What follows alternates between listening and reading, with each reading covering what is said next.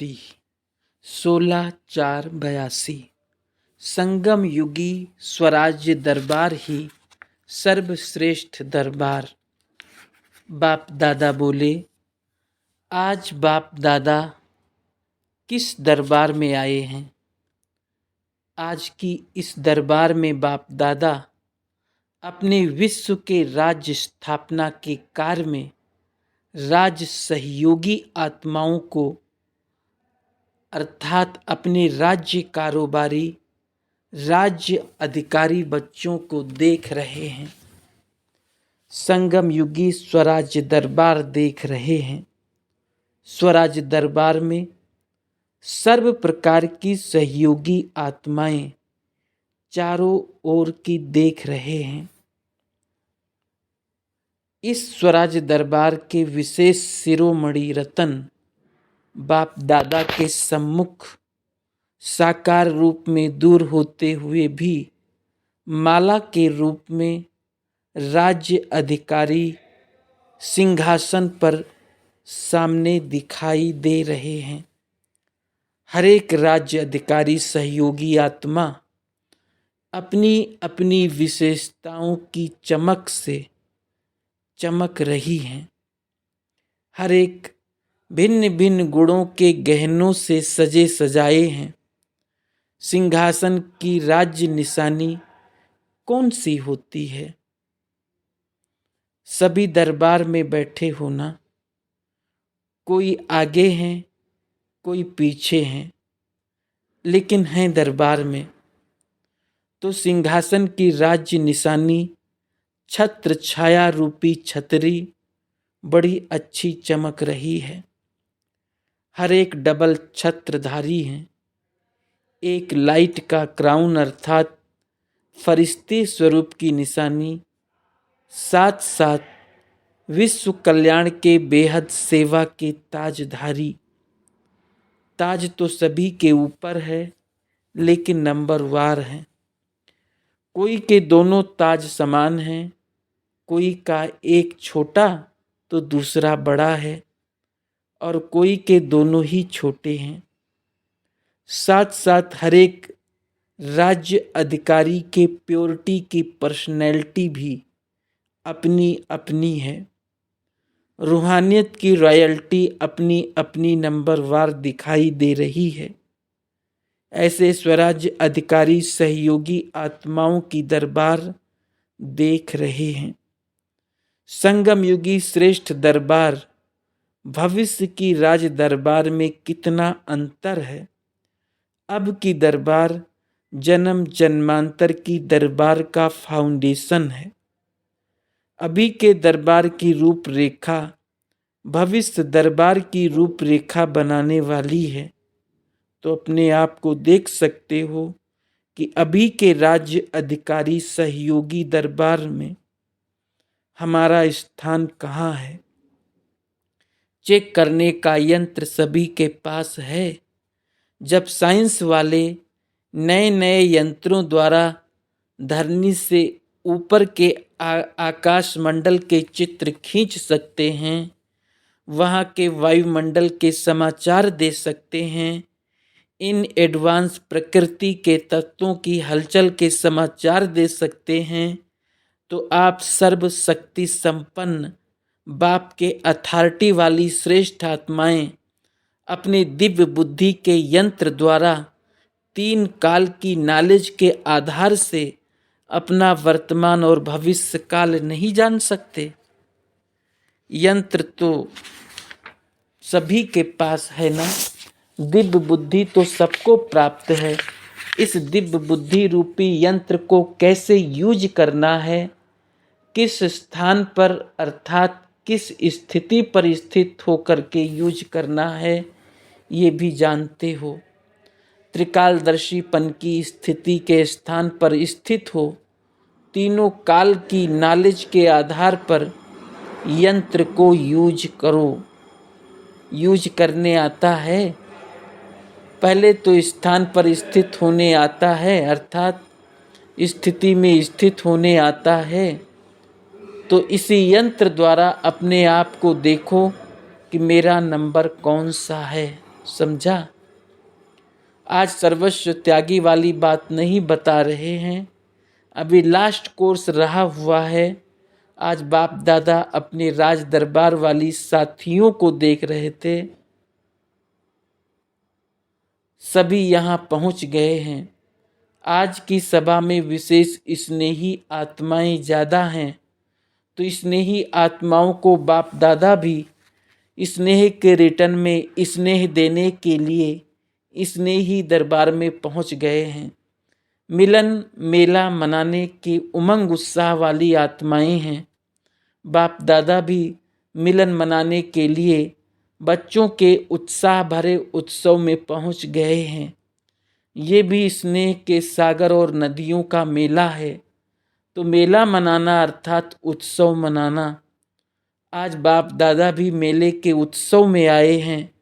बाप दादा मेला मनाने वाले स्नेह पाने के भाग्यशाली आत्माओं को देख हर्षित हो रहे हैं कि सारे इतने विशाल विश्व में अथाह संख्या के बीच कैसी कैसी आत्माओं ने मिलन का भाग्य ले लिया। विश्व के आगे न उम्मीदवार आत्माओं ने अपनी सर्व उम्मीदें पूर्ण करने का भाग्य ले लिया, और जो विश्व के आगे नामी ग्रामी उम्मीदवार आत्माएं हैं वो सोचती और खोजती रह गई। खोजना करते करते खोज में ही खो गए, और आप स्नेही आत्माओं ने स्नेह के आधार पर पा लिया। तो श्रेष्ठ कौन हुआ? कोई शास्त्रार्थ करते शास्त्रों में ही रह गए, कोई महात्माएं बन आत्मा और परमात्मा की छोटी सी भ्रांति में अपने भाग्य से रह गए। बच्चे बन बाप के अधिकार से वंचित रह गए। बड़े बड़े वैज्ञानिक खोजना करते उसी में खो गए। राजनीति योजनाएं बनाते बनाते रह गए। भोले भगत कण कण में ढूंढते रह गए, लेकिन पाया किन्होंने? भोलेनाथ के भोले बच्चों ने। बड़े बड़े दिमाग वालों ने नहीं पाया, लेकिन सच्ची दिल वालों ने पाया। इसलिए कहावत है, सच्ची दिल पर साहेब राजी। तो सभी सच्ची दिल से दिल तख्त नसीन बन सकते, सच्ची दिल से दिलाराम बाप को अपना बना सकते। दिलाराम बाप सच्ची दिल के सिवाय सेकंड भी याद के रूप में ठहर नहीं सकते। सच्ची दिल वाले की सर्वश्रेष्ठ संकल्प रूपी आशाएं सहज संपन्न होती है। सच्ची दिल वाली आत्माएं सदा बाप के साथ का साकार, आकार, निराकार तीनों रूपों में सदा साथ का अनुभव करते हैं। अच्छा, ऐसे सदा स्नेह के सागर से मिलन मनाने वाली बहती गंगाएं, सदा स्नेह के आधार से बाप दादा को सर्व संबंध में अपना अनुभव करने वाले भोलेनाथ बाप से सौदा करने वाले, ऐसे स्नेही सच्ची दिल वाली श्रेष्ठ आत्माओं को बाप दादा का याद प्यार और नमस्ते। टीचर्स के साथ सेवाधारियों को सदा बुद्धि में क्या याद रहता है? सिर्फ सेवा या याद और सेवा? जब याद और सेवा दोनों का बैलेंस होगा तो वृद्धि स्वतः होती रहेगी। वृद्धि का सहज उपाय ही है बैलेंस। वर्तमान समय के हिसाब से सर्व आत्माओं को सबसे ज़्यादा शांति की चाहना है। तो जहाँ भी देखो सर्विस वृद्धि को नहीं पाती, वैसे कि वैसे रह जाती है। वहाँ अपने सेवा केंद्र के वातावरण को ऐसा बनाओ जैसा शांति कुंड हो। एक कमरा विशेष इस वायुमंडल और रूपरेखा का बनाओ, जैसे बाबा का कमरा बनाते हो ऐसे ढंग से बनाओ जो घमासान के बीच शांति का कोना दिखाई दे। ऐसा वायुमंडल बनाने से, शांति की अनुभूति कराने से वृद्धि सहज हो जाएगी। म्यूजियम ठीक है, लेकिन ये सुनने और देखने का साधन है। सुनने और जानने वालों के लिए म्यूजियम ठीक है, लेकिन जो सुन सुनकर थक गए हैं उनों के लिए शांति का स्थान बनाओ। मेजॉरिटी अभी यही कहते हैं कि आपका सब कुछ सुन लिया, सब देख लिया, लेकिन पाया लेकिन पा लिया है, ऐसा कोई नहीं कहता।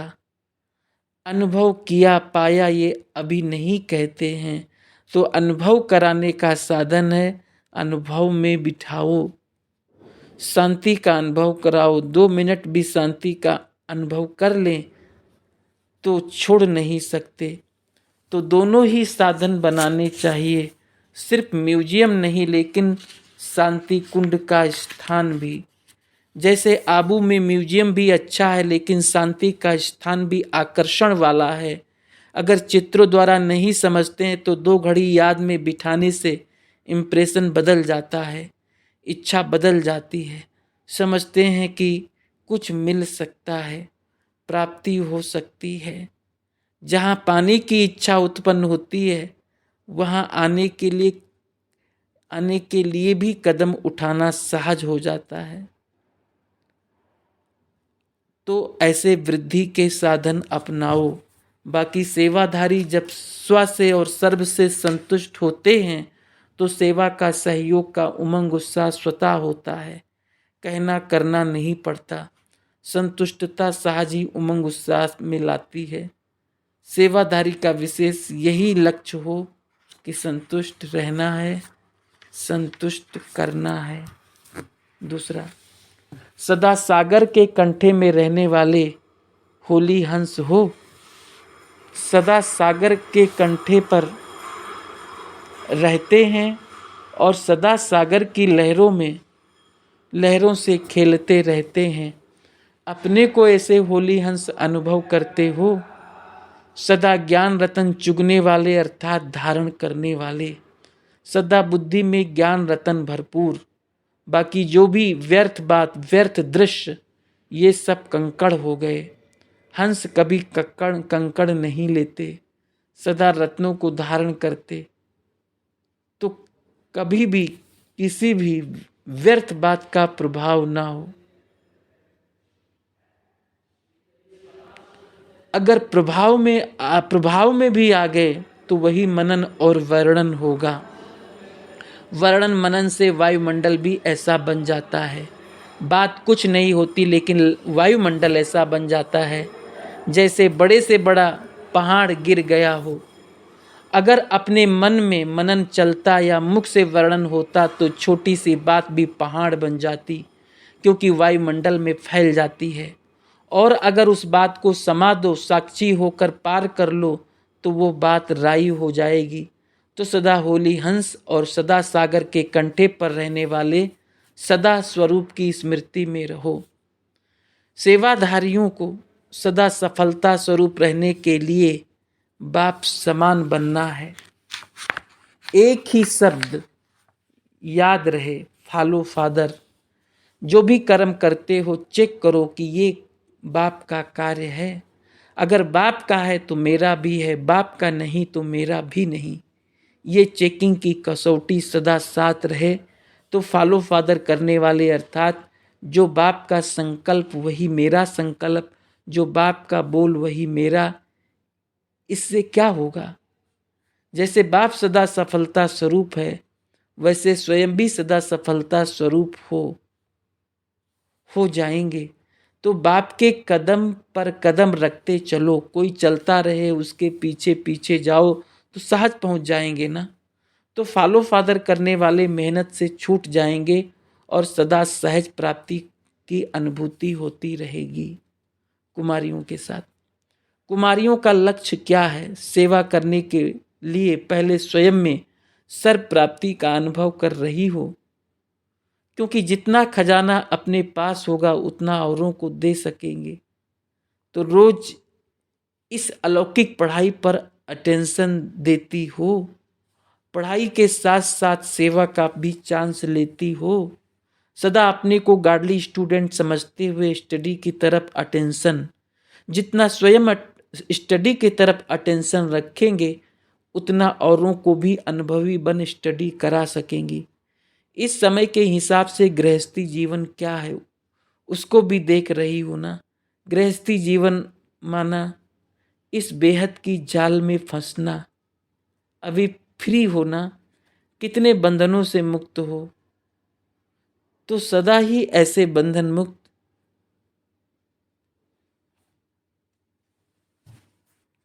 जीवन मुक्त स्थिति में स्थित रहना। कभी भी ये न संकल्प आए कि गृहस्थी जीवन का भी अनुभव करके देखें। बहुत भाग्यवान हो जो कुमारी जीवन में बाप की बनी हो, तो राइट हैंड बनना, लेफ्ट हैंड नहीं। दूसरा, सभी कुमारियों ने बाप से पक्का सौदा किया है। क्या सौदा किया है? आपने कहा बाबा हम आपके, और बाबा ने कहा बच्चे हमारे। ये पक्का सौदा किया। और सौदा तो नहीं करेंगी ना। दो नाव में पांव रखने वाले का क्या हाल होगा, ना यहाँ के ना वहाँ के। तो सौदा करने में होशियार होना। देखो देते क्या हो, पुराना शरीर जिसको सुइयों से सिलाई करते रहते, कमजोर मन जिसमें कोई शक्ति नहीं, और काला धन। और लेते क्या हो, 21 जन्म की गारंटी का राज्य। ऐसे सौदा तो सारे कल्प में कभी नहीं किया। तो पक्का सौदा किया, एग्रीमेंट लिख ली। बाप दादा को कुमारियाँ बहुत प्रिय लगती हैं, क्योंकि कुमारी सरेंडर हुई और टीचर बन गई। कुमार सरेंडर हुए तो टीचर नहीं कहलाएंगे, सेवाधारी कहलाएंगे। कुमारी को टीचर की सीट मिल जाती है। आज कुमारी, कल उसको सब बाप समान निमित्त शिक्षक की नज़र से देखते हैं, तो श्रेष्ठ हो गई ना। कुमारी जीवन में श्रेष्ठ बन जाए तो उल्टी सीढ़ी चढ़ने से बच जाएं। आप लोग न चढ़े न उतरने की मेहनत, प्रवृत्ति वालों को मेहनत करनी पड़ती है। तो सदा विश्व कल्याणकारी कुमारी बाप दादा सभी को सफलता स्वरूप समझते हैं। एक दो से आगे जाओ, रेस करना, रीस नहीं करना। हर एक की विशेषता को देखकर विशेष आत्मा बनना। अच्छा, कुमारी व सेवाधारी के बजाय अपने को शक्ति स्वरूप समझो। सदा अपना शक्ति स्वरूप स्मृति में रहता है। शक्ति स्वरूप समझने से सेवा में भी सदा शक्तिशाली आत्माओं की वृद्धि होती रहेगी। जैसी धरनी होती है वैसा फल निकलता है। तो जितनी अपनी स्वयं की शक्तिशाली स्टेज बनाते, वायुमंडल को शक्ति स्वरूप बनाते, उतना आत्माएं भी ऐसी आती हैं। नहीं तो कमजोर आत्माएं आएंगी और उनके पीछे बहुत मेहनत करनी पड़ेगी।